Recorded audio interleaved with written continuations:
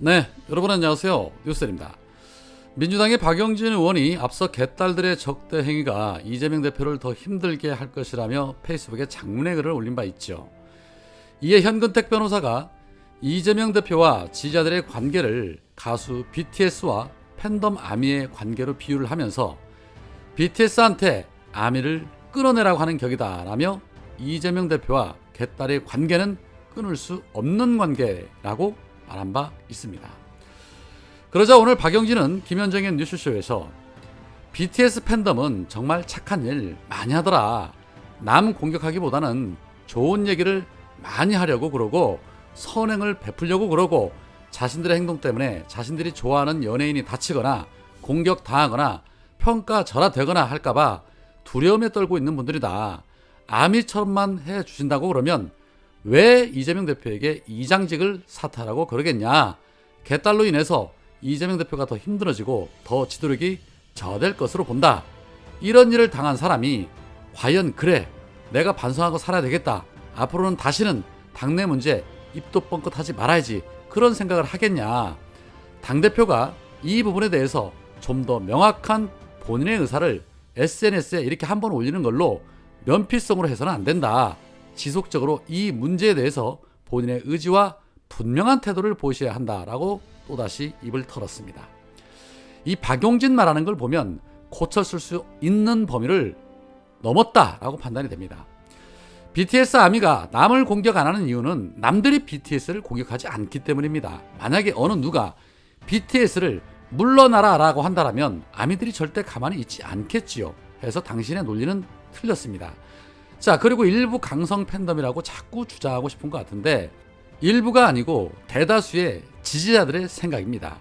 어떻게든 분당을 하기 위해서 명분을 만들려고 자꾸 강성 팬덤 운운하면서 프레임을 더 씌우려는 것 같은데 솔직하게 차라리 그냥 분당하겠다라고 수박계들이 선언하는 게 어떨까 싶습니다. 참 추해 보입니다. 자, 그런데 충격적인 것은 이 박용진이 현 정무위에서 법사위로 이동을 한다고 합니다.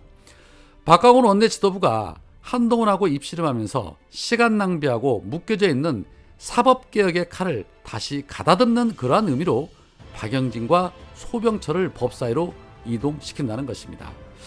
글쎄요. 어떻게 활동하는지 하여튼 지켜보겠습니다. 물론 기대는 1도 안 합니다.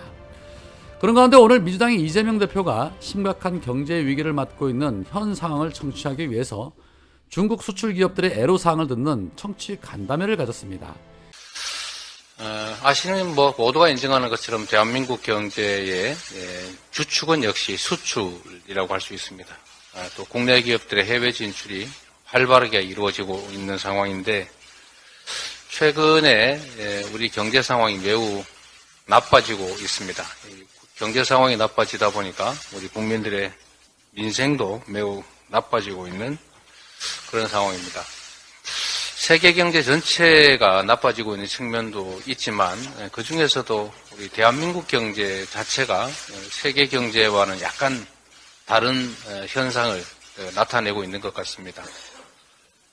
그 중에서도 특히 우리 경제의 중요한 한 축을 차지했던 국방경제, 중국과의 교역 문제, 또 중국에 대한 우리 경제 진출 상황이 급속도로 악화되고 있는 모양입니다.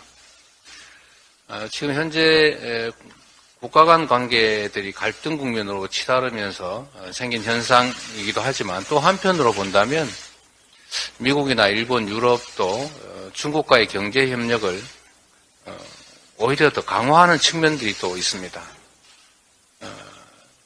군사 문제는 군사 문제, 경제 문제는 경제 문제 이렇게 좀 분리해서 외교 문제는 실리적으로 접근하는 것이 세계적 추세인데 우리는 과연 그에 부합하는지에 대해서 우리 한번 점검을 해볼 필요가 있을 것 같습니다. 외교는 국익 중심의 실용적인 태도를 반드시 취해야 합니다. 그런데 과연 경제 측면에서 대한민국의 외교가 우리 기업과 우리 경제에 실제로 도움되는 방향으로 진척되고 있는지를 한 번쯤은 점검해야 될 상황인 것 같습니다. 요즘처럼 외교에 있어서 국익이 중요한 때가 역사상 없었다고 봅니다. 특히 안보와 경제가 같이 간다고 하는 것이 점점 현실로 드러나고 있습니다.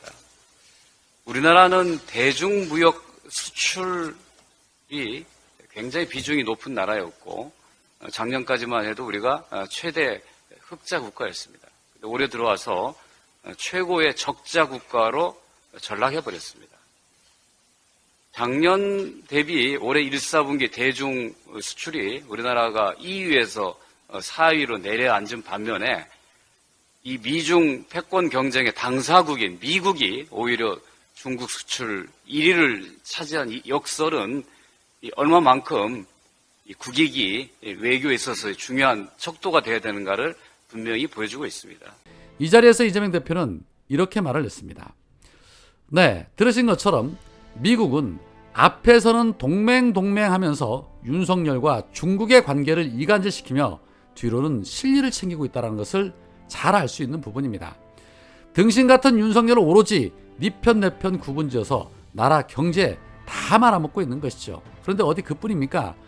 우길기를 개항하고 부산에 입항한 일본 군함은 또 어떻습니까? 유정주 의원이 이렇게 말을 합니다. 과거 1592년 임진왜란은 왜군이 부산진을 공격하면서부터였습니다. 구한말 일본 제국주의의 침탈은 부산의 초량 외관을 교두보로 삼으며 시작되었습니다. 역사적으로 부산은 일본이 한반도를 침략할 때 교두보로 삼은 통한의 땅이요 침략의 거점이었습니다. 그런 부산에 우길기가 들어왔습니다. 그냥 들어온 것도 아니고 내일로 예정된 다국적 해양 차단 훈련인 아테순환 훈련에 참여하는 일본 해상자위대 함정에 달려서 부산 앞바다에서 펄럭이고 있습니다. 과거형이 아닌 현재형입니다. 그런데 아무리 역사 인식이 저열하더라도 이런 일이 벌어졌다는 것에 대해 윤석열 정부와 여당 그 누구도 문제 삼지 않고 있습니다. 예상한 일이긴 합니다.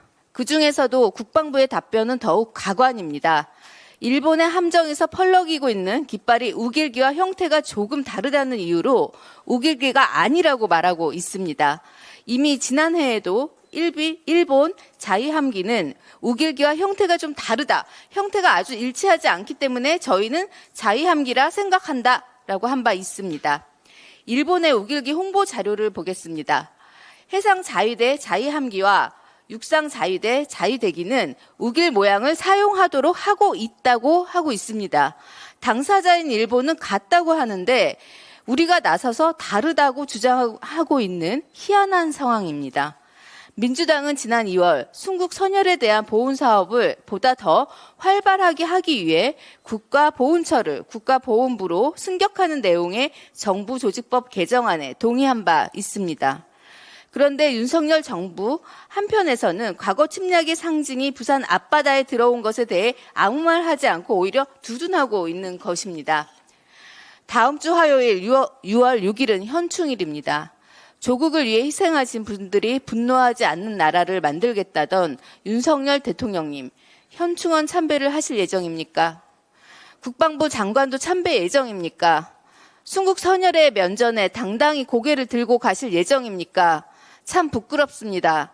한 가지 더 보태면 주요 공약 파기가 습관화된 윤석열 정부의 무책임함 또한 부끄럽습니다. 오늘 본회의에 윤석열 대통령이 거부한 간호법이 재상정될 예정입니다. 국민의 건강권과 직결되는 법입니다. 그리고 윤석열 대통령의 대선 공약 중 하나였습니다. 당시 정책본부장이었던 원희룡 장관은 국민의힘은 누구 못지않게 앞장서서 조속히 간호법 입법이 될 수 있도록 최선을 다하겠다. 후보께서 직접 약속을 하셨다고 말했습니다. 그럼에도 불구하고 거부권을 행사하는 것은 심각한 인지 부조화에 따른 자기 부정행위입니다. 윤석열 대통령님, 한 입으로 두말하지 마십시오. 국민 보기 부끄럽지 않습니까? 끝으로 윤석열 대통령이 고개를 떳떳하게 들 곳은 대한민국이지 일본이 아닙니다.